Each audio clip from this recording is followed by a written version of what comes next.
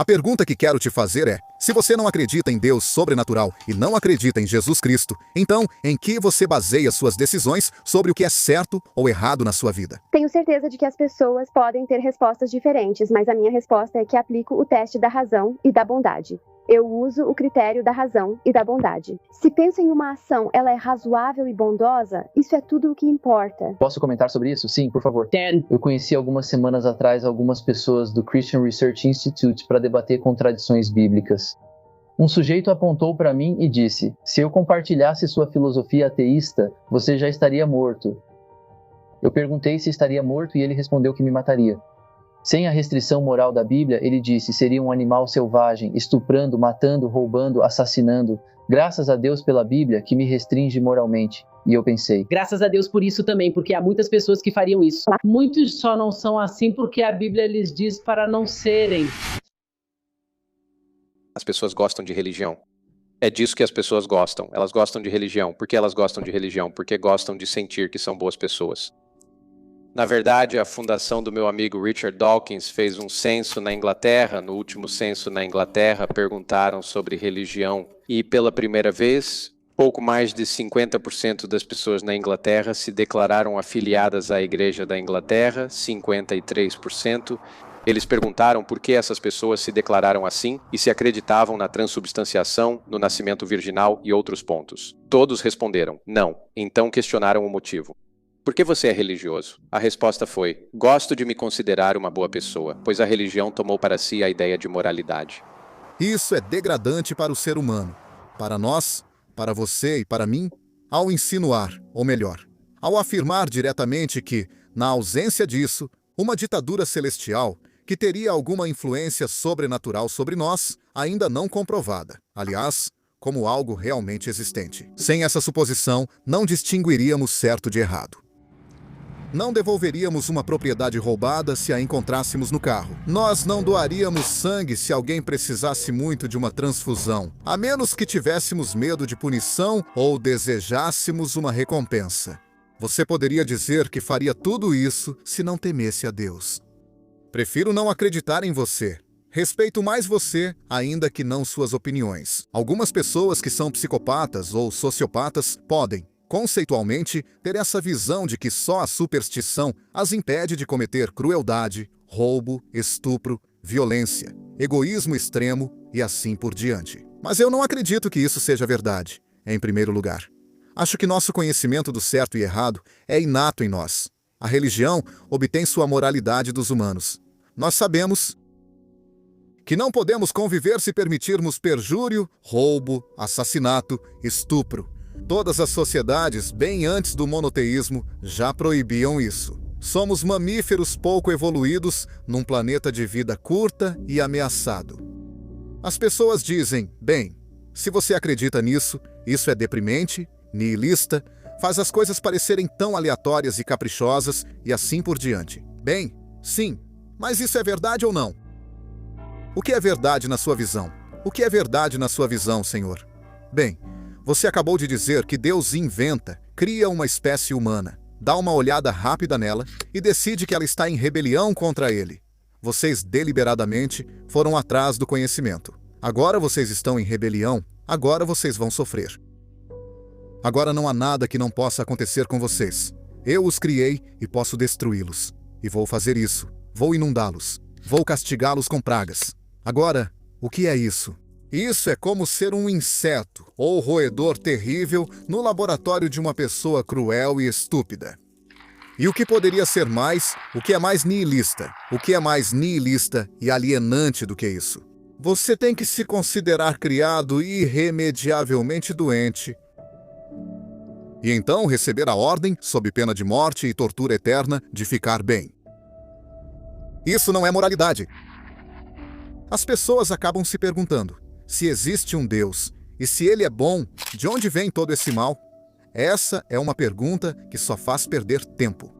Coisas como guerra e pestilência acontecem porque somos animais que ainda não evoluíram muito, vivendo em um planeta com clima instável e que ainda sabemos pouco sobre as nossas circunstâncias. A forma como nos comportamos uns com os outros é, infelizmente, semelhante à maneira como outros animais se comportam entre si. Mas temos uma ideia muito clara. E felizmente, é uma daquelas que é quase impossível para nós abandonarmos. Que se não agirmos de forma responsável uns com os outros, seja por razões altruístas ou não, os motivos não precisam necessariamente ser puros. Mas se não tivéssemos uma dimensão social, uma de ligação, não sobreviveríamos, já teríamos desaparecido. Não teríamos saído da África. A pergunta, de certa forma, se responde sozinha. Agora, você pode chamar isso de moralidade, se quiser, e certamente há alguns indivíduos que agem de uma forma que nos parece altruísta. E eles sempre tiveram uma honra tremenda em todas as tribos, em todas as sociedades e em todas as épocas. Mas só é realmente necessário reconhecer que temos um parentesco e uma solidariedade, e que sem isso estamos perdidos. A moralidade não pode ser ditada para nós. Ela não vem em forma de comprimido que pode ser engolido. Ela vem do método socrático de persuasão moral, de longa reflexão.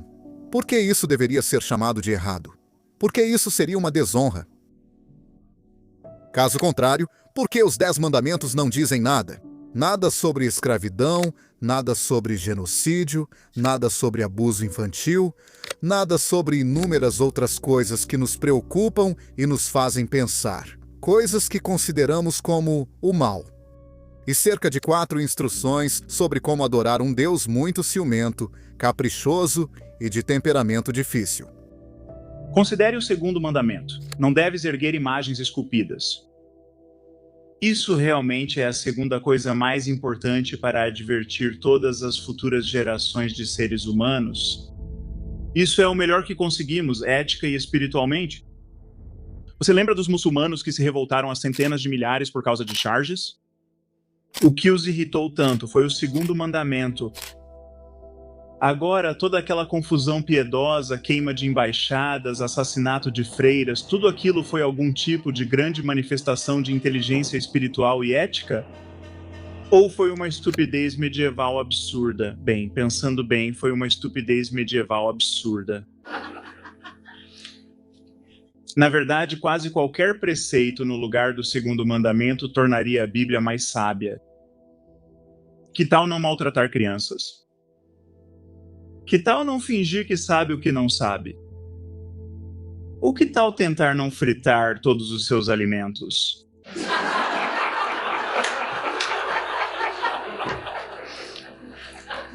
Será que conseguiríamos conviver com a consequente proliferação de imagens esculpidas? Acho que a gente daria um jeito. Uma das coisas que está envenenando a vida política americana, eu acho, é que tantas pessoas, incluindo membros do Congresso e quem vota neles, acham que você precisa de religião para ser uma pessoa moral. Eles não conseguem entender como é possível ser uma pessoa moral sem religião. Quando você pensa nas maneiras pelas quais a religião pode te tornar uma pessoa moral, é horrível. Quero dizer, pense na Bíblia, por exemplo. Se baseássemos nossos valores morais na Bíblia, estaríamos apedrejando adúlteros até a morte. Estaríamos bem... Isso acontece, infelizmente. Isso acontece. Este é um mundo em que realmente apedrejam pessoas que quebram o sábado pegando gravetos no dia de sábado. É possível, claro, encontrar versículos bonitos na Bíblia. Eles são bem raros, mas você pode encontrá-los. Você pode escolher a dedo. Você pode passar por tudo e dizer, bom, vamos descartar esse versículo, aquele versículo e aquele outro. Aqui tem um legal. Vamos ficar com esse. Descarta esse, descarta esse, descarta esse. Esse aqui é outro legal.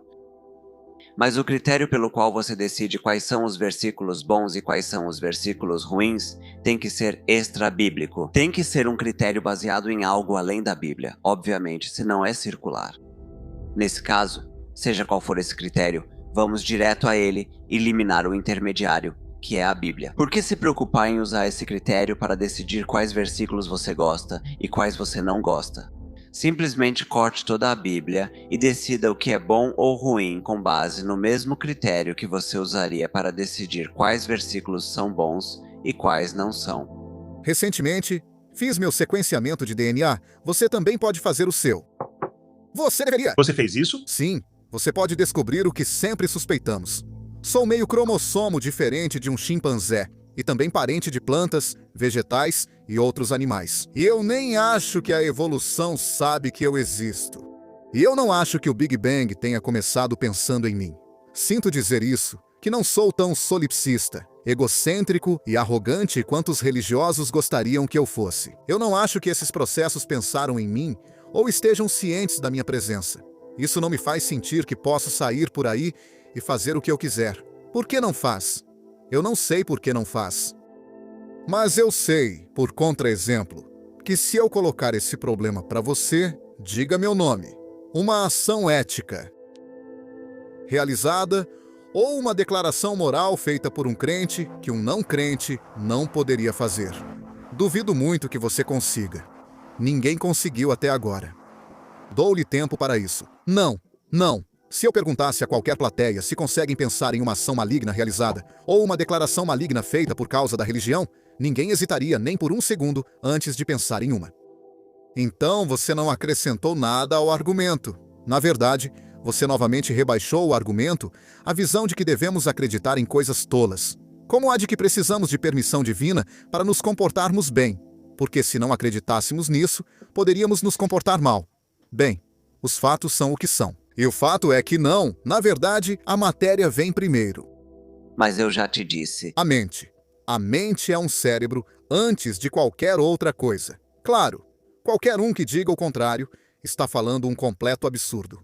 Parece-me que a religião dá às pessoas motivos ruins para serem boas, quando motivos bons estão realmente disponíveis. Deixe-me perguntar a você, qual é a opção mais moral? Ajudar os pobres, alimentar os famintos, defender os fracos, apenas por preocupação com o bem-estar deles, ou fazer isso porque você acha que o Criador do Universo quer que você faça isso?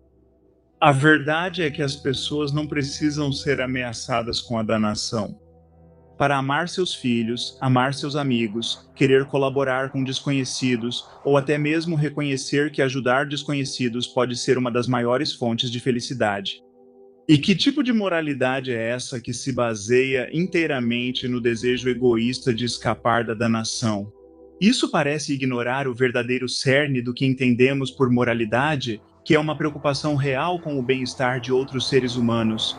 Claramente, é possível ensinar nossos filhos a desenvolver essa preocupação e a crescer em empatia e compaixão, sem mentir para nós mesmos ou para eles sobre a natureza do universo, sem fingir saber coisas que não sabemos. Você pode ensinar a seus filhos a regra de ouro como um preceito ético extremamente sábio, sem fingir saber que Jesus nasceu de uma virgem.